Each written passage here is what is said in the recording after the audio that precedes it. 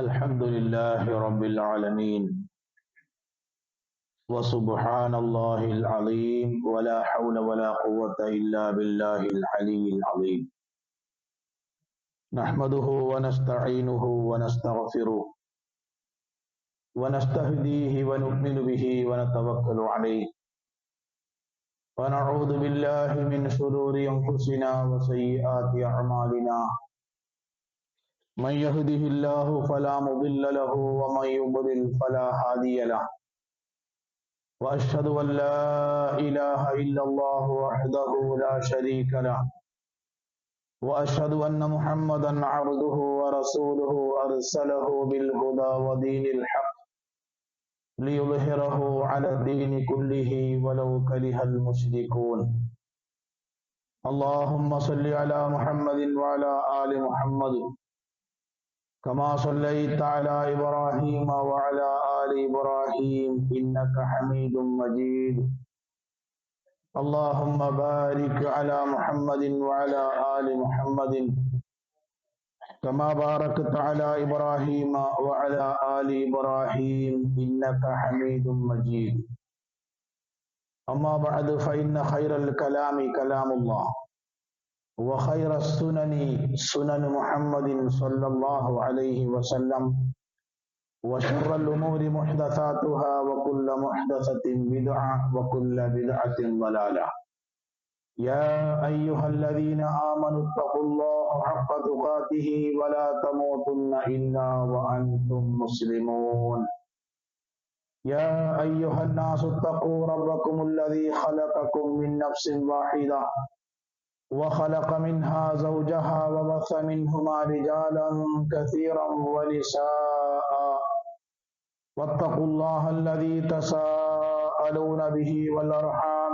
إن الله كان عليكم رقيبا يا أيها الذين آمنوا اتقوا الله وقولوا قولا سديدا يصلح لكم أعمالكم ويغفر لكم ذنوبكم ومن يطع الله ورسوله فقد فاز فوزا عظيما സത്യവിശ്വാസികളായ സഹോദരന്മാരെ, സഹോദരികളെ, സുഹൃത്തുക്കളെ,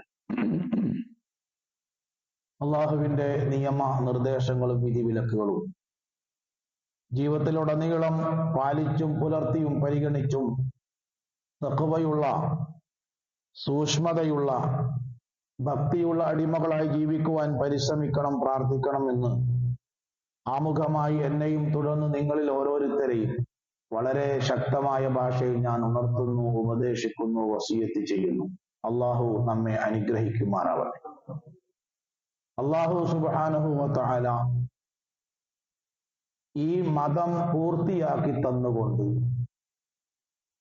നമ്മെ ഓർമ്മപ്പെടുത്തിയ സംഗതി, അൽ യൗമ അക്മൽതു ലക്കും ദീനക്കും വ അത്മംതു അലൈക്കും നിഅമതി. ഇന്ന് ഞാൻ നിങ്ങളുടെ മതം പൂർത്തീകരിച്ചു തരികയാണ്. ഈ പൂർത്തീകരിച്ചു തരുന്ന ഈ മതത്തിന്റെ ആകത്തുക വ അത്മംതു അലൈക്കും നിഅമതി, എന്നിൽ നിന്ന് നിങ്ങൾക്ക് ഒരു നിഅമത്താണ്. നിഅമത്ത് എന്ത് എന്ന് ഞാൻ പ്രത്യേകിച്ച് അർത്ഥം പറഞ്ഞ് പഠിപ്പിക്കേണ്ടതില്ല. നമ്മൾ പകലന്തിയോളം അധ്വാനിക്കുന്നത് നിഅമത്തുള്ള ഒരു ജീവിതത്തിന് വേണ്ടിയാണ്. കുട്ടികൾ ആത്മാർത്ഥമായി പഠിക്കുന്നത്, തൊഴിലാളികൾ ജോലി ചെയ്യുന്നത്, വിവിധങ്ങളായ രംഗങ്ങളിൽ മനുഷ്യൻ അധ്വാനിക്കുന്നത് അവർക്ക് ഈ ദുനിയാവിൽ നിഅമത്ത് കിട്ടാൻ വേണ്ടിയിട്ടാണ്. അത് കിട്ടിയ ആളുകളുടെ സന്തോഷം കാണുകയും അറിയുകയും ചെയ്തവരാണ് നമ്മൾ. അത് അവരിൽ അഭിമാനബോധവും വളർത്തും. അതുകൊണ്ടാണ് ഒരു ദിവസം 17 പ്രാവശ്യം ഇഹ്ദിന സിറാത്തൽ മുസ്തഖീം, സിറാത്തുൽ മുസ്തഖീം, ദീനിലേക്ക് നീ എന്റെ മനസ്സ് ചേർക്കണ, ദീൻ നിഅമത്താൻ, സിറാത്തുൽ ലദീന അൻഅംത അലൈഹിം, ദീനിനെ അല്ലാഹു നിഅമത്ത് എന്ന് പറഞ്ഞു. അതുകൊണ്ട് തന്നെ അഭിമാനബോധം ഒരു മുസ്ലിമിന് അവന്റെ മതത്തെ സംബന്ധിച്ചുണ്ടാവേണ്ടതുണ്ട്. നമുക്കറിയാം, സ്വഹാബികൾ ഇസ്ലാമിലേക്ക് വന്നതിന് ശേഷം എപ്പോഴെങ്കിലും ഇസ്ലാമിലേക്ക് വരുന്നതിന് മുമ്പുള്ള അവരുടെ കാലഘട്ടത്തെ പരാമർശിക്കേണ്ടി വരുമ്പോൾ അവർ പറയുന്ന ഒരു വാക്ക് കുന്നാഫിൽ ജാഹിലിയ, ഞങ്ങൾ ഒന്നിനും കൊള്ളാത്തവരായി ജീവിച്ച കാലഘട്ടം എന്നാണ്. പുതുതലമുറക്ക് നിയന്ത്രണം ആഗ്രഹിക്കുന്നില്ല, ഇഷ്ടപ്പെടുന്നില്ല. തുറന്ന ജീവിതമാണ്. ലിബറലിസം എന്ന് പറഞ്ഞാൽ ഒരു നിയന്ത്രണമില്ലാത്ത ജീവിതമാണ്. ഇന്നത്തെ ആളുടെ ഭാഷയിൽ പറഞ്ഞാൽ സ്വഹാബികൾ പറയേണ്ടത് ഞങ്ങളുടെ സുവർണ കാലഘട്ടം എന്നല്ല, ഇസ്ലാമിലേക്ക് വരുന്നതിനുള്ള കാലഘട്ടത്തെ പറ്റി പറയേണ്ടത്. ഏത് പെണ്ണിനെയും പിടിക്കാം, ഏത് കള്ളും കുടിക്കാം, എങ്ങനെയും പൈസ ഉണ്ടാക്കാം, ഒരാളെയും പേടിക്കേണ്ടതില്ല. അവർ ഇസ്ലാമിലേക്ക് വന്ന് ഒരുപാട് നിയന്ത്രണങ്ങൾക്കുള്ളിൽ വന്നപ്പോഴും കഴിഞ്ഞ കാല ജീവിതത്തെ ഞങ്ങൾ ഒന്നിനും പറ്റാത്തവരായി ജീവിച്ച കാലഘട്ടം എന്ന് പറഞ്ഞത് അവർക്ക് ദീൻ നിഅമത്തായി അനുഭവപ്പെട്ടു, അഭിമാനമായിട്ട് അനുഭവപ്പെട്ടു. നമ്മുടെ ഇന്നത്തെ തലമുറ ദീനിനോട് തന്നെ ഒരു അപകർഷതാബോധം, ഇസ്ലാമിക വേഷവിധാനങ്ങളോട്, ഇസ്ലാമിലെ നിയമ സംഹിതകളോട്, ഇസ്ലാമിലെ ആരാധനാക്രമത്തോട്, ഇസ്ലാമിലെ സാമൂഹിക ചുറ്റുപാടിനോടൊക്കെ ഒരു അപകർഷതാബോധം. പരിശുദ്ധ ഖുർആൻ നമ്മോട് പറഞ്ഞു, ഇസ്സത്ത് ആർക്കാ? വലില്ലാഹിൽ ഇസ്സത്തു വലിറസൂലിഹി വലിൽ മുഅ്മിനീൻ. സഹോദരങ്ങളെ, എല്ലാ മതക്കാർക്കും അവരുടെ ഇസ്സത്തുണ്ട്, അവരുടെ മതം നല്ലതാണെന്ന ബോധമുണ്ട്. എന്നാൽ നമുക്ക് ഒരു കാരണമുണ്ട്. ലോകത്തെ ഏറ്റവും വലിയ നിഅമത്ത്, ഏറ്റവും വലിയ അഭിമാനം അള്ളാന്റെ ദീനാണ് എന്ന് പറയാൻ ഒരു കാരണമുണ്ട്. എന്താ കാരണം? ഖുർആൻ പറഞ്ഞ ഒറ്റ വാക്ക്, യാ അയ്യുഹല്ലദീന ആമനു, സത്യവിശ്വാസികളെ, ഇസ്തജീബു ലില്ലാഹി വലിർറസൂൽ, നിങ്ങൾ അള്ളാഹുവിന്റെയും അവന്റെ ദൂതന്റെയും വിളിക്ക് ഉത്തരം നൽകണം. അവരെങ്ങോട്ടാണ് നിങ്ങളെ വിളിക്കുന്നത്? ലിമാ യുഹ്യീക്കും, നിങ്ങൾക്ക് ജീവൻ നൽകുന്നതിലേക്ക്. അടിവരട്ട് മനസ്സിലാക്കേണ്ട പദമാണ്, വിശദീകരിച്ചാൽ തീരൂല സഹോദരന്മാരെ. അള്ളാഹുവും അവന്റെ ദൂതനും വിളിക്കുന്ന മതത്തിന്റെ വിശ്വാസ ആചാര ക്രമങ്ങളുടെ പ്രത്യേകത, അത് വ്യക്തിതലത്തിലും കുടുംബതലത്തിലും സാമൂഹിക തലത്തിലും എല്ലാ മേഖലയിലും മനുഷ്യർക്ക് ജീവൻ നൽകുന്നതിലേക്കാണ് ഇസ്ലാം വിളിക്കുന്നത്. അല്ല, ഇന്നത്തെ കലയും സാഹിത്യവും ഒക്കെയാണ് പുരോഗമനം എന്ന് ചിന്തിക്കുന്നവർക്ക് പഠിക്കാൻ മാത്രമുള്ള ഒരു റിപ്പോർട്ടിനെ പറ്റി നമ്മുടെ രാജ്യം ചർച്ച ചെയ്തുകൊണ്ടിരിക്കുകയാണ്. ഞാൻ ഒന്നും പറയില്ല, പേരൊന്നും ഞാൻ പറയില്ല. ആ റിപ്പോർട്ട് ഏതാണോ എന്താന്നൊക്കെ മനസ്സിലായിപ്പോ. അവരാണ് ഇസ്ലാമിക വേഷവിധാനത്തെ മോശമായി ചിത്രീകരിച്ചത്. അവരാണ് ഇസ്ലാമിക സംസ്കാരത്തിൽ നിന്ന് മനുഷ്യനെ പിന്നോട്ടടർത്തിയത്. അപ്പൊ അവരിപ്പോ എവിടെയുള്ളത്? ഇസ്ലാമിക വേഷവിധാനത്തിന്റെ പ്രത്യേകത ലിമായുഹീക്കും, ഇസ്ലാമിന്റെ ഓരോ നിയമവും മനുഷ്യർക്ക് ജീവൻ നൽകുന്നതാ സഹോദരന്മാർ. ഇസ്ലാമിക സ്ത്രീകളുടെ വസ്ത്രത്തെ പറ്റി അള്ളാഹു പറഞ്ഞ ഒറ്റ വാക്ക്, ذَلِكَ أَدْنَى أَنْ يُعْرَفْنَ وَلَا يُؤْذَيْنَ. 14 കഴിയുമ്പോഴും ഇന്നും ഏറ്റവും പ്രസക്തമായി നിൽക്കുന്നു. എന്തിനാണ് മുഖവുമല്ലാത്ത ഭാഗം മറക്കണമെന്ന് സ്ത്രീകളോട് അല്ലാഹു പറഞ്ഞത്? ഒന്ന്, നിങ്ങളുടെ സ്വഭാവവും സംസ്കാരവും മറ്റുള്ളവർക്ക് മനസ്സിലാവാൻ. അയ്യുറഫിന. രണ്ടാമത്തതോ ഫലായുദൈന, നിങ്ങൾ ചൂഷണം ചെയ്യപ്പെടാതിരിക്കാൻ. ഇന്ന് നമ്മുടെ ഗവൺമെന്റിന്റെ കയ്യിൽ 4-5 മാസമായി കിട്ടിയ റിപ്പോർട്ടിൽ പറയുന്ന കാര്യം എന്താ? ഇസ്ലാമിക വേഷവിധാനത്തിന്റെ, ഇസ്ലാമിലെ സ്ത്രീ പുരുഷ ബന്ധത്തിന്റെ അതിർവരമ്പിന്റെ പ്രാധാന്യമല്ലേ?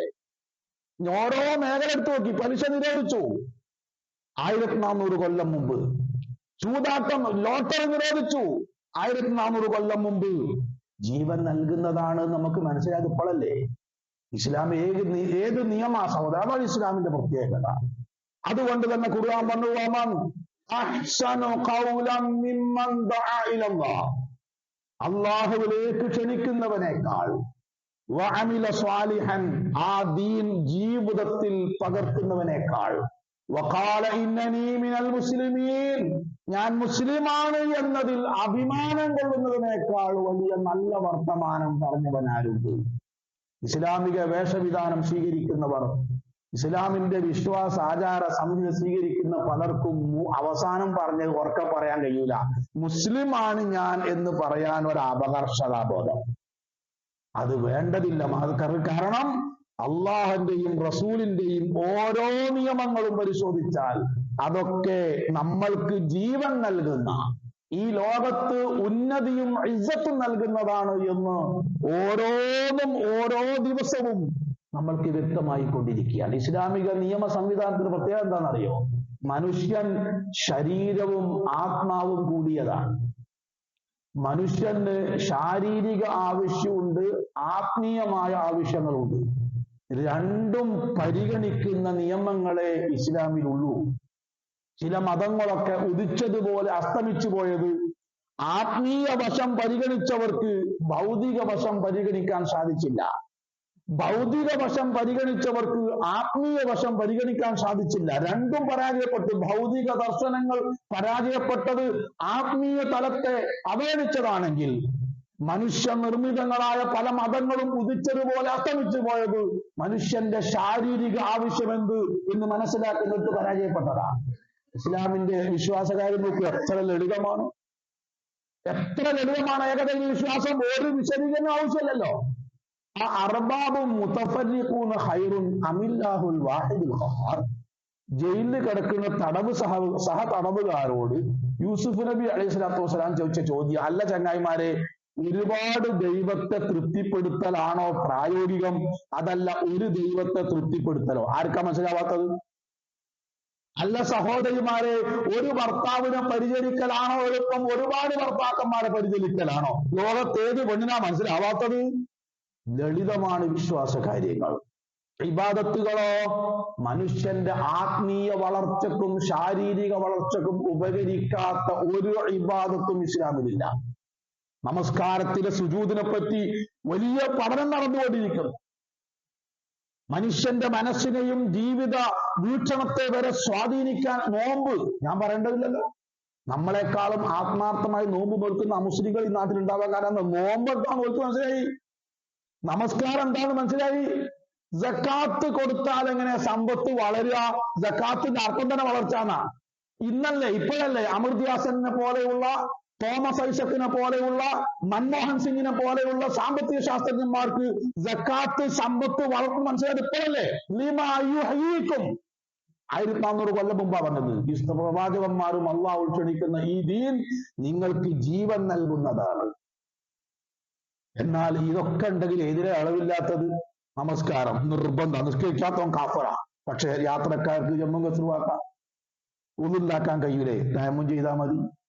4 റക്അത്ത് നിസ്കാരം 2 റക്അത്ത് നിസ്കരിച്ചാൽ മതി. 2 ഒരു സമയത്ത് കൂട്ടി നിസ്കരിച്ചോളൂ. നോമ്പ് യാത്രക്കാരനാ, നോൽക്കണ്ട, ഇന്ന ദിവസം നോറ്റാൽ മതി. സക്കാത്ത് പൈസല്ലേ കൊടുക്കണ്ട, ഹജ്ജ് സമ്പത്തില്ലേ ചെയ്യണ്ട. ഏതാ മനുഷ്യനെ ഞെരുക്കുന്ന ഒരു നിയമങ്ങൾ ഒന്നുമില്ല. ഇനി ഹറാമോ ഹലാലോ? അള്ള വിരോധിച്ചൊരു സംഗതി, അത് ഈ ലോകത്തിന് വളരെ അത്യാവശ്യമായിരുന്നു എന്ന് തെളിയിക്കാൻ 1400 കൊല്ലല്ല, ലോകാവസാനം വരെ സാധിക്കൂല. അള്ളാഹു അനുവദിച്ചൊരു സംഗതി അത് വേണ്ടില്ലേന്നു. മനുഷ്യന്മാർക്ക് അതുകൊണ്ട് ഒരു ഗുണമില്ല എന്ന് മാത്രമല്ല, ഒരുപാട് ദോഷമുണ്ട്. ഒരു നിയമം പറയാൻ കഴിയും, ഒറ്റ നിയമം പറയാൻ കഴിയില്ല. മാത്രല്ല അള്ള വിരോധിച്ചത് വിരോധിക്കേണ്ടതാണ് എന്നും അള്ളാഹു അനുവദിച്ചത് അനുവദിക്കേണ്ടതാണ് എന്ന് സമ്മതിക്കുന്നിടത്താണ് ഓരോ ദിവസവും ലോകം അടുത്തുകൊണ്ടിരിക്കുന്നത്. നോക്കൂ നിങ്ങൾ, ഒരു മനുഷ്യൻ നന്നാവണമെങ്കിൽ അവന്റെ ഏത് ഭാഗമാണ് നന്നാവേണ്ടത്? ശാസ്ത്രം നന്നാക്കുന്നത് വസ്ത്രമാണ്, പാർപ്പിടമാണ്, വാഹനമാണ്, ഭക്ഷണമാണ്, വീടാണ്. മനുഷ്യൻ നന്നാവോ? ഇല്ല. ഹൃദയം നന്നാവണം. ശാസ്ത്രത്തിലേക്ക് വരുന്നുണ്ടോ? നിങ്ങൾ ഏതെങ്കിലും ഡോക്ടർമാരെടുത്ത് പോകുമ്പോ ഏതെങ്കിലും ആവശ്യത്തിന് ഡോക്ടറുമായി കൺസൾട്ടിങ് ഒക്കെ കഴിഞ്ഞ് പോരാൻ കാലത്ത് ഡോക്ടർ പറയാം, ഡോക്ടറെ എന്റെ മനസ്സ് നന്നാവാനുള്ള ഒരു ടോണിക്ക് കൂടി എഴുതി തരണം എന്ന് പറഞ്ഞാൽ ഡോക്ടർ പറയും, ഞാനും കുറെ കാലമായിട്ട് അന്വേഷിക്കുക, ഇടവേ കിട്ടുക. അത് അയാളെ നിയന്ത്രണത്തിൽ പെട്ടതല്ല, അത് അള്ളാന്റെ കയ്യിലേ ഉള്ളൂ. അല ഇന്നഫിൽ ജസദി മുളഹ, ശരീരത്തിൽ ഒരു മാംസ കഷ്ണമുണ്ട്. അത് നന്നായ മനുഷ്യൻ നന്നായി, അത് മോശമായ മനുഷ്യൻ മോശമായി. അത് ഹൃദയമാണ്. ഖുർആൻ സംവദിക്കുന്നത് ശരീരത്തോടല്ല, മനസ്സിനോടാ. വിശ്വാസം എന്നത് മനസ്സിലെ സഹോദരന്മാരെ, ഹൃദയത്തിലോ ശരീരത്തിലല്ല. അതല്ല ഇസ്ലാമിന്റെ അടിത്തറ, വിശ്വാസമല്ലേ? അതെ, വിശ്വാസം അനുസരിച്ചുള്ള കർമ്മം. അങ്ങനെ മനുഷ്യന്റെ സമൂലമായ പരിവർത്തനം. നോക്കൂ, നിങ്ങൾ ഒരു വ്യക്തിയെ ഇസ്ലാം സംസ്കരിക്കുന്ന രൂപം എന്താ? നോക്കൂ, ഇന്ത്യൻ ഭരണഘടനയൊക്കെ എത്ര നല്ല ഭരണഘടന എന്നൊരു വായിച്ചാൽ നിരത്തി വെക്കാൻ തോന്നില്ല. പക്ഷെ ഇന്ത്യൻ ഭരണഘടനയിൽ വല്ല ബന്ധമുണ്ടോ? ഇല്ല. എന്താ കാര്യം? ആ ഭരണഘടന എഴുതാൻ വേണ്ടി പാടുപെട്ട ഒരു ദേശീയ നേതാക്കന്മാരും ആ ഭരണഘടന അനുസരിച്ച് ജീവിക്കുന്ന മനുഷ്യനെ സൃഷ്ടിക്കാൻ ഇവിടെ ഒന്നും ചെയ്തിട്ടില്ല. എന്നാൽ ഖുർആനോ? ഖുർആൻ എന്നാണോ ഇറങ്ങിത്തീർന്നത് അന്ന് ഖുർആൻ അനുസരിച്ച് ജീവിച്ച വ്യക്തിയും സമൂഹവും കുടുംബവും ഉണ്ടായി. അതിന്റെ മാറ്റത്തെ ഒരു ഉദാഹരണം പറയാം. അബൂബക്കർ സിദ്ദീഖ് റളിയല്ലാഹു അൻഹു, നബി സല്ലല്ലാഹു അലൈഹി വസല്ലമ കഴിഞ്ഞാൽ പിന്നെ സ്വർഗത്തിൽ പോണ മനുഷ്യന്റെ പേരാ. രണ്ടാമത് സ്വർഗത്തിന്റെ വാതിൽ തുറന്നു കൊടുക്കൽ ഈ മനുഷ്യന് വേണ്ടിയിട്ടാണ്. അദ്ദേഹം ഇസ്ലാമിന്റെ ആദ്യകാലത്ത് മക്കയിൽ മുസ്ലിം ആയതിന്റെ പേരിൽ വളരെ പ്രയാസം നേരിട്ടപ്പോ മക്കയിൽ നിന്നൊന്ന് മാറി തൊട്ടടുത്തെവിടെങ്കിലും പോയി താമസിക്കാൻ തീരുമാനിച്ചു. അന്ന് അങ്ങനെ തീരുമാനിക്കുക. കാരണം 5 നേരം നിസ്കരിക്കാൻ പള്ളിയിൽ വരേണ്ട ആവശ്യമില്ല. കാരണം നിസ്കാരമൊന്നും ഉണ്ടായില്ലല്ലോ. അപ്പൊ ലേശം ഒന്ന് അകലെ നിൽക്കുക ഇവരുടേന്ന്. അങ്ങനെ അദ്ദേഹം അത്യാവശ്യ സാധന സാമഗ്രികളൊക്കെ എടുത്ത് മക്ക വിടുകയാണ്. അപ്പൊ മക്കയിൽ നിന്ന് കുറെ ദിവസം മുമ്പ് കച്ചവട ആവശ്യാർത്ഥം പുറത്തുപോയി മക്കയിലേക്ക് തിരിച്ചു വരുന്ന ഇബ്നു ദുഹ്ന എന്ന ജൂതനായ മനുഷ്യൻ സിദ്ദീഖ് റളിയല്ലാഹു അൻഹുവിനെ വഴിയിൽ വെച്ച് കണ്ടപ്പോ ഇതൊരു സാധാരണ പോക്കല്ല. എന്തപ്പോൾ കുറെ സാധനമൊക്കെ ആയിട്ട് പോണത്? അപ്പൊ അദ്ദേഹം പറഞ്ഞു, ഞാൻ മക്കയിൽ നിന്നൊന്ന് മാറി താമസിക്കാൻ ആഗ്രഹിക്കാൻ. അതെന്താ കാരണം? എന്താ കാരണം എന്നോ നിനക്കറിയില്ലേ? നിന്നെ പോലത്തെ ജൂതന്മാരോട് ഇടങ്ങളുകൊണ്ട് തന്നെ മുസ്ലിമായിട്ടോട് നിൽക്കാൻ വയ്യ. അങ്ങനെ ഉണ്ടോ? ആണ്ട് നിങ്ങൾ അങ്ങോട്ട് തന്നെ നടക്കിയത്. എന്തേ? നിങ്ങൾ ഇന്റെ പുറ പോയി, നിങ്ങൾക്ക് ഞാൻ സംരക്ഷണം തരാം. അപ്പോ അള്ളാന്റെ സിദ്ദീഖ് റളിയല്ലാഹു ചോദിച്ചു, എന്താ എനിക്ക് ഇങ്ങോട്ട് ഇത്ര വലിയ സ്നേഹം? ഞാൻ പോണതിൽ ഇപ്പൊ എനിക്കെന്താ പ്രശ്നം? എന്താ അങ്ങനെ താല്പര്യം? കൊണ്ടുപോയിട്ട് വീണ്ടും ഉപദ്രവിക്കാനാണോ? അല്ല, നിങ്ങളെപ്പോലത്തെ മനുഷ്യന്മാര് ഈ നാട്ടിൽ നിന്ന് പോകാൻ പാടില്ല. ഇതൊരു മുസ്ലിമിന് ഒരു ജൂവനിട്ട മാർക്ക. അതാണ് ഇസ്ലാം. ഒരു വ്യക്തിയെ ഏത് രൂപത്തിൽ സംസ്കരിച്ചെടുക്കുന്നു? ഇബ്നു ദുഹ്ന ജൂതനായി ജീവിച്ചു, ജൂതനായി മരിച്ചു. പക്ഷേ ഒരു മുസ്ലിമായ മനുഷ്യനെ അവഗണിക്കാൻ അദ്ദേഹത്തിന് സാധിച്ചില്ല. ഇതിന് പകരം വെക്കാൻ ഒരു ആദർശങ്ങൾ പറയും. ആ ആദർശത്തിലാണ് നമ്മളുള്ളത്. കുടുംബം. ലോകത്തെ ഏറ്റവും കൂടുതൽ തകർന്നുകൊണ്ടിരിക്കുന്ന എന്താ അറിയോ? കുടുംബമാണ്. ജൂലൈ മാസത്തിന്റെ പ്രത്യേകത എന്താ? ജൂലൈ മാസം നല്ല മഴ ഉണ്ടാവും. അതല്ല, ഐക്യരാഷ്ട്രസഭ ആഗോളാടിസ്ഥാനത്തിൽ ഭർത്താക്കന്മാരുടെ മാനസികമായ മനോബലം ഉയർത്താൻ, അവർ കുടുംബത്തിന് വേണ്ടി സഹിക്കുന്ന ത്യാഗത്തെപ്പറ്റി ഭാര്യമാരെ പഠിപ്പിക്കാൻ ഐക്യരാഷ്ട്രസഭ തെരഞ്ഞെടുത്ത ഒരു മാസക്കാല ജൂലൈ. എന്താണെന്നറിയോ? 80% അറ്റാക്ക് മരണം ഉണ്ടാകുന്നത് പുരുഷന്മാർക്കാ.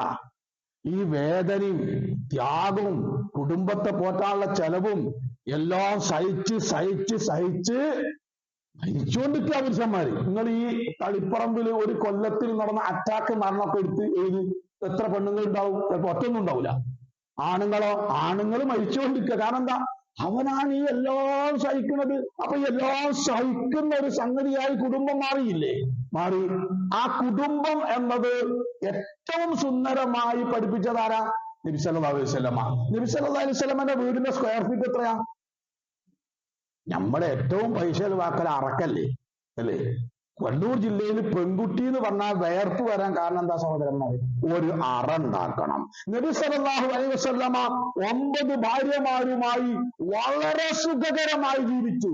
ഈ വളരെ സുഖകരമായി ജീവിച്ചു നിങ്ങളാണ്ട് പറഞ്ഞാൽ മതിയോ? പോരാ, ജീവിച്ചോല് പറയണം. എല്ലാ ഭാര്യമാരും അന്ത്യാഭിലാഷമായി പ്രവാചകർ പറഞ്ഞത്, ഇനിയൊരു ജന്മം കൂടി ഉണ്ടാകുമെങ്കിൽ പ്രവാചകരെ താങ്കളുടെ ഭാര്യയായി വരണം എന്ന് ഞങ്ങൾ ആഗ്രഹിക്കുന്നു.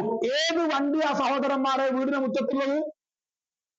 ഏത് മാളിൽ കൊണ്ടുപോയിട്ടാ ഇഷ്ടം പോലെ പുതിയ വസ്ത്രം വാങ്ങിക്കൊടുത്തത്? ഏത് ഫാസ്റ്റ് ഫുഡ് കടയിൽ നിന്നാ പ്രവാചകന്റെ ഭക്ഷണം വാങ്ങിക്കൊടുത്തത്?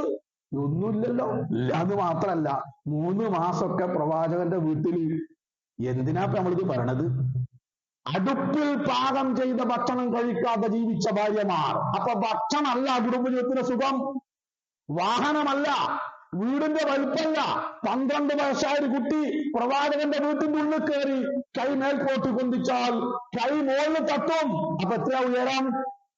ആ കുട്ടി നീണ്ടു നിവർന്ന് കടന്നാൽ തല തെക്കേ ഭാഗത്തും തട്ടും, കാല് വടക്കേ ഭാഗത്തും തട്ടും. അപ്പൊ എത്രയാ സ്ക്വയർ ഫീറ്റ്? ആ വീട്ടിൽ പ്രവാചകൻ ഉണ്ടാക്കിയ കുടുംബ ജീവിതത്തിന്റെ മാധുര്യം എന്താണെന്നറിയോ? ആയിഷ റളിയല്ലാഹു അൻഹ 9 വയസ്സാ കല്യാണം കഴിക്കുമ്പോ. അവർ പ്രവാചകന്റെ വീട്ടിലേക്ക് വന്നത് കളിപ്പാട്ടുമായിട്ടാ. ആ ആയിഷ റളിയല്ലാഹു അൻഹ പ്രഭാഷകയായി, പണ്ഡിതയായി, കവിയത്രിയായി, ഡോക്ടറായി, ഒരു സൈന്യം നയിക്കാൻ മാത്രം കെൽപ്പുള്ളവരായി. വിവാഹത്തിന് മുമ്പാണോ ശേഷമാണോ? ശേഷം. അപ്പൊ പ്രവാചകന്റെ വീടെന്താ? ആ വീട് ആരാ ഉണ്ടാക്കിയത്? ഇസ്ലാമാണ്. ഇസ്ലാമാണ് സഹോദരന്മാരെ. അപ്പൊ ആ ഒരു രൂപത്തിൽ കുടുംബ ജീവിതത്തെ ഏറ്റവും മധുരിക്കുന്ന ഓർമ്മയായി മാറ്റി ഇസ്ലാമാണ്. സമൂഹം, ഇസ്ലാം വളർത്തിയെടുത്ത സമൂഹം. നമ്മളൊരു ഹദീസ് നമ്മുടെ നാട്ടിൽ ഈ സനദ് എന്നൊന്നുണ്ട്. ഈ സനദ് നമ്മുടെ നാട്ടിൽ വല്ലാതെ ചർച്ചയായത് നമ്മുടെ നാട്ടിൽ ഒരാൾ എവിടെ പോയി കുറച്ച് മുടി കൊണ്ടുവന്നപ്പോഴാണ്. അപ്പോഴാണ് ഈ ഹദീസ് ഒരു സനദ് പരമ്പര. ഇപ്പൊ നബി സല്ലല്ലാഹു അലൈഹി വസല്ലമയിൽ നിന്ന് ഞാനൊരു ഹദീസ് കേട്ടു, എന്നിൽ നിന്ന് വേറൊരാൾ കേട്ടു. ആ കേട്ട അതിനാണ് പരമ്പര എന്ന് പറയാം.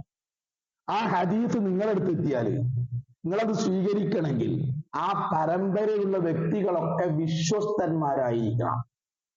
അത് ഹദീസ് നിദാന ശാസ്ത്രത്തിലെ വളരെ പ്രധാനപ്പെട്ട ഒരു നിയമമാണ്. അപ്പൊ നിങ്ങൾ ഈ ഹദീസിന്റെ പരമ്പരയിലുള്ള ആളുകളുടെ വിശ്വസ്തത പഠിക്കണം. അങ്ങനെ പഠിച്ച് നബി സല്ലല്ലാഹു അലൈഹി വസല്ലമയുടെ തൊട്ട് താഴെയുള്ള ആളാരായിരിക്കും? സ്വഹാബികളായിരിക്കും.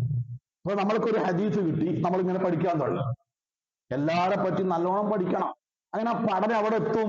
നബി സല്ലല്ലാഹു അലൈഹി വസല്ലമയുടെ തൊട്ട് താഴെ ഉണ്ടാവല് മിക്കവാറും സ്വഹാബികളാണ്. അപ്പൊ സ്വഹാബികളിൽ എത്തിയാൽ പിന്നെ നിങ്ങൾ പഠിക്കരുത്. എന്ത്? വിശ്വസ്തത പഠിക്കരുത്. അതെന്താ കാര്യം? ലോകത്തെ ഒരു സൊസൈറ്റിയെ പറ്റിയും പറയാനില്ലാത്ത അത്ര വലിയൊരു മഹത്വം സ്വഹാബികളെ പറ്റി പിൽക്കാലക്കാർ രേഖപ്പെടുത്തി. കുല്ലുഹും ഉദൂൽ, അവരെല്ലാവരും നീതിമാന്മാരാണ്. ലോകത്തെ ഏത് സൊസൈറ്റിയാണുള്ളത്?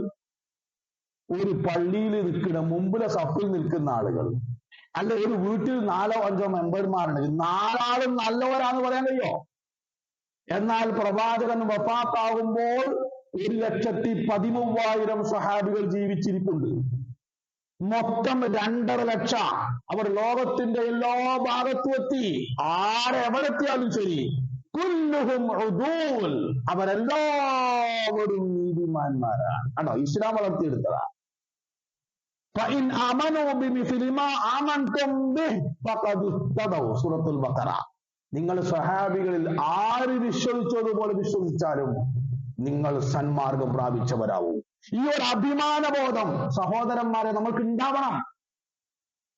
ജഅഫർ റളിയല്ലാഹു അൻഹു നജ്ജാശി രാജാവിന്റെ മുമ്പിൽ അവരെ പറ്റി ആരോപണം പറയാൻ ആളുകൾ മക്കയിൽ നിന്നു. രാജാവ് വിളിപ്പിച്ചു, നിങ്ങൾ എന്താണ് നിങ്ങളുടെ വിശ്വാസം? എന്താ ഞങ്ങളെ നാട്ടിൽ നിന്ന് പോകുന്നത്? എന്താ നിങ്ങളെ പ്രശ്നം എന്ന് ചോദിച്ചപ്പോ മഹാനായ ജഅഫർ റളിയല്ലാഹു അൻഹു നജ്ജാശിയുടെ മുമ്പിൽ തല ഉയർത്തിപ്പിടിച്ചു എന്നുകൊണ്ട് പറഞ്ഞ വാക്കുകൾ ഇസ്ലാം എന്ന ആദർശത്തോട് അവർക്കുണ്ടായിരുന്ന അഭിമാന ബോധം എത്രയായിരുന്നു എന്ന് നമ്മളെ പഠിപ്പിക്കുന്നുണ്ട്. യാ അയ്യുഹൽ മലിക്, ഈ രാജാവേ എന്ന് വിളിച്ചുകൊണ്ടത് കുന്ന അഹ്ലുൽ ജാഹിലിയ്യ, ഞങ്ങൾ ഒന്നിനും പറ്റാതെ അതിനീതരായി ജീവിച്ച ആളുകളായിരുന്നു. നഅബുദുൽ അസ്നാം, വിഗ്രഹത്തെ ആരാധിച്ചിരുന്നു. നഅകുലുൽ മൈത, ശവം ഭക്ഷിച്ചിരുന്നു. വനഅത്തിൽ ഫവാഹിഷ, എല്ലാ അധർമ്മത്തിലും കുളിച്ചു നിൽക്കുക, എല്ലാ അധാർമികതയിലും ഞങ്ങൾ ഉണ്ടായിരുന്നു. വനഖ്തഉൽ അർഹാം, കുടുംബ ബന്ധം മുറിക്കുന്നവരായിരുന്നു. വനസീഉൽ ജിവാർ, അയൽവാസിയോട് മോശമായി പെരുമാറുന്നവരായിരുന്നു. ഞങ്ങളെ ശക്തന്മാർ, ഞങ്ങളെ കൂട്ടത്തിലെ ശക്തന്മാർ ദുർബലരെ കൊല്ലുമായിരുന്നു, അവരെ ഉപയോഗപ്പെടുത്തുമായിരുന്നു, കീഴടക്കുമായിരുന്നു. അങ്ങനെ ജീവിക്കുമ്പോഴാണ് ഞങ്ങളിലേക്ക് ഒരു പ്രവാചകൻ വരുന്നത്. അതേ വിശദീകരിക്കുക. ആ പ്രവാചകന്റെ കുടുംബം ഞങ്ങൾക്കറിയാം. അദ്ദേഹത്തിന്റെ സത്യസന്ധത ഞങ്ങൾക്കറിയാം. അദ്ദേഹത്തിന്റെ ജീവിത വിശുദ്ധി 40 വർഷമായി കണ്ടവരാണ് ഞങ്ങൾ. അൽ അമീൻ എന്നാണ് ഞങ്ങളുടെ നാട്ടുകാർ അദ്ദേഹത്തെ വിളിച്ചത്. അദ്ദേഹം ഞങ്ങളോട് വിഗ്രഹാരാധന ഒഴിവാക്കാൻ വേണ്ടി പറഞ്ഞു. എല്ലാ തെറ്റിൽ നിന്നും അധാർമികതയിൽ നിന്നും വിട്ടുനിൽക്കാൻ പറഞ്ഞു. കുടുംബബന്ധം ചേർക്കാൻ പറഞ്ഞു. അയൽവാസിയെ ആദരിക്കാൻ പറഞ്ഞു. സംസാരത്തിലും പ്രവർത്തനത്തിലും കരാറ് പാലിക്കാൻ പറഞ്ഞു. ഇങ്ങനെ റസൂൽ സ്വല്ലല്ലാഹു അലൈഹി വസല്ലം പറഞ്ഞ വലിയ ഹദീസാണ്. എല്ലാ നന്മയും എടുത്തു പറഞ്ഞു. അതുകൊണ്ട് ഞങ്ങൾ അദ്ദേഹത്തിൽ വിശ്വസിച്ചു. അതിന്റെ പേരിലാണ് ഈ ജനങ്ങൾ ഞങ്ങൾ അവിടുന്ന് പുറത്താക്കിയത് എന്ന് പറഞ്ഞപ്പോ നജ്ജാശി രാജാവ് പറഞ്ഞത്, നിങ്ങൾക്ക് ഈ നാട്ടിൽ നിന്നൊന്നും പേടിക്കേണ്ടതില്ല, ധൈര്യമായി ജീവിച്ചോളൂ. അത്ര അഭിമാനബോധം. റുസ്തമാര പേർഷ്യൻ സർവ്വസൈന്യാധിപനാണ്. അദ്ദേഹത്തിന് മുമ്പിലേക്ക് ദീനിനെ പറ്റി പറയാൻ വന്നത് റബീഉ ഇബ്നു ആമിർ റളിയല്ലാഹു അൻഹു ആണ്. റുസ്തമിന്റെ കൊട്ടാരം കണ്ടാൽ തന്നെ പേടിച്ചു പോകും. അദ്ദേഹത്തെ അവിടുത്തെ സജ്ജീകരണങ്ങൾ, അതിന്റെ മുമ്പിൽ നിന്ന് നെഞ്ചു വിരിച്ചുകൊണ്ട് റബീഉ ഇബ്നു ആമിർ റളിയല്ലാഹു അൻഹു ഇസ്ലാമിനെ പറ്റി പറഞ്ഞ വാക്കുകളുണ്ട്. എന്താണ് നിങ്ങളുടെ ഉദ്ദേശം? ആരാണ് നിങ്ങളെ പണി ഏൽപ്പിച്ചത് എന്നാണ് റുസ്തമിന്റെ ചോദ്യം. അതിന് അദ്ദേഹം പറഞ്ഞ മറുപടി, അല്ലാഹുവാണ് ഞങ്ങളെ അയച്ചത്. ഈ ആദർശം ഞങ്ങൾ ഏൽപ്പിച്ചത് പടച്ചറബ. ഈ ആദർശം എന്തിനാണെന്നറിയോ? മനുഷ്യരെ ആരാധിക്കുന്നതിൽ നിന്ന് മാറി അള്ളാഹുവിനെ ആരാധിക്കുന്നതിലേക്ക്, ഈ ദുനിയാവിന്റെ കുരിശിൽ നിന്ന്, ഈ ദീനിന്റെ, ഈ മനുഷ്യ നിർമ്മിത മതങ്ങളുടെ കുരിശിൽ നിന്ന് അള്ളാഹുവിന്റെ ദീനിന്റെ വിശാലതയിലേക്ക് മനുഷ്യരെ ക്ഷണിക്കാൻ അള്ളാഹുവാണ് ഞങ്ങൾ നിയോഗിച്ചത് എന്ന് റുസ്തമിന്റെ മുമ്പിൽ വെച്ച് തലയുയർത്തി പറയുന്ന റബീഉ ഇബ്നു ആമിർ റളിയല്ലാഹു അൻഹു ഇസ്ലാമിന്റെ സുന്ദരമായ അഭിമാനബോധം എന്താണ്? ഞാനൊരു കാര്യം പറഞ്ഞ് അവസാനിപ്പിക്കുക. ഫലസ്തീൻ മുസ്ലിങ്ങൾക്ക് കീഴടങ്ങി. ബൈത്തുൽ മുഖദ്ദിസിന്റെ രേഖ അവിടുത്തെ ക്രിസ്ത്യൻ പാതിരിമാർ പറഞ്ഞു, ഉമറുൽ ഫാറൂഖിന്റെ കയ്യിലെ ഞങ്ങൾ കൊടുക്കൂ. ഉമർ റളിയല്ലാഹു അൻഹു ബൈത്തുൽ മുഖദ്ദിസിന്റെ രേഖ വാങ്ങാൻ വന്ന ഒരു ചരിത്രമുണ്ട്. അദ്ദേഹം വന്നത് ഒരു കഴുതപ്പുറത്താണ്. അദ്ദേഹത്തിനും ബ്രിട്ടനും കൂടി സഞ്ചരിക്കാൻ ഒരു വാഹനമേ ഉള്ളൂ. ആരാന്നറിയാം? 20ഓളം സാമ്രാജ്യം, ഇസ്ലാമിക സാമ്രാജ്യത്തിൽ ചേർത്ത് വെച്ചാളാ. സക്കാത്ത് കൊടുത്താൽ വാങ്ങാൻ ആളില്ലാത്ത ഒരു രാജ്യത്തിന്റെ ഭരണാധികാരി ഒരു കഴുതപ്പുറത്ത്. അങ്ങനെ കുറച്ചു നേരം പിന്നെ വേലക്കാരൻ പിന്നെ യാത്രയും. അപ്പൊ ഉമർ അള്ളാഹുവിന് നടക്കും, പിന്നെ ഉമർ അള്ളാഹുവിന് യാത്രയും, വേലക്കാരൻ അങ്ങനെ നടന്ന് ഫലസ്തീനിലെത്തിയപ്പോ ഈ വേലക്കാരന് വീഴാം. വേലക്കാരനാണ് കഴുതപ്പുറത്തിരിക്കുന്നത്. ഉമർ അള്ളാഹുവിനാണ് കഴുത കൈ പിടിച്ചത്, ഈ മൂക്കയറ് പിടിക്കുന്നത്. അദ്ദേഹത്തിന്റെ കയ്യിൽ നല്ല ചെരുപ്പുണ്ട്. ചെരുപ്പ് ഒരു കൈ പിടിച്ചിരിക്കുക. ഒരു രാജാവ് വരുന്ന കോലാപ്പത്. എന്നാൽ ഈ ഫലസ്തീനിലെ ക്രിസ്ത്യാനികൾ ഭയങ്കര ആഢ്യത്തുള്ളവരാ. ഭയങ്കര നല്ല വീടും നല്ല വസ്തുവും നല്ല വാഹനമൊക്കെ ഉപയോഗിക്കുന്ന ആളുകളാണ്. അവരൊക്കെ ആ ഒരു രീതിയിലാണ് അവരെന്നാണ് കാത്തിക്കുന്നത്. ഇത് കണ്ടപ്പോ അന്നത്തെ ഗവർണറായി അബൂ ഉബൈദ റളിയല്ലാഹു അൻഹു മനസ്സിൽ വല്ലാത്ത പ്രയാസം ഉണ്ടായി. പടച്ചോനെ, ഉമർ അള്ളാഹുവിനോട് ആ കോലത്ത് വന്നാൽ ഉമർ അള്ളാഹുവിനെ പറ്റി ഇവർക്ക് എന്ത് ധാരണ ഉണ്ടാവുക? ഒരു നല്ല കുപ്പായോ നല്ല വാഹനമൊക്കെ ഉണ്ടായിരുന്നെങ്കിൽ നന്നായിരുന്നു. അട്ട കമീസ് ഒന്ന് മാറാൻ, ആ ഡ്രസ് ഒന്ന് മാറാൻ അബൂ ഉബൈദ റളിയല്ലാഹു അൻഹു ഉമർ അള്ളാഹുവിനെ ആവശ്യപ്പെട്ടു. ഉമർ അള്ളാഹുവിനെ ഇത് പറഞ്ഞ മറുപടി എന്താ അറിയോ? ഇന്നാ കുന്നാ അളല്ലന്നാസ്. അബൂ ഉബൈദ, നമ്മൾ ജനങ്ങളിൽ ഏറ്റവും മോശക്കാരായിരുന്നില്ലേ? അളല്ലനല്ലാഹു ബിൽ ഇസ്ലാം. ഇസ്ലാമിലൂടെയാണ് അള്ളാഹു നമുക്ക് ഇസ്സത്ത് നൽകിയത്. നമ്മുടെ ഇസ്സത്തിന്റെ കാരണം അള്ളാന്റെ ദീനാ.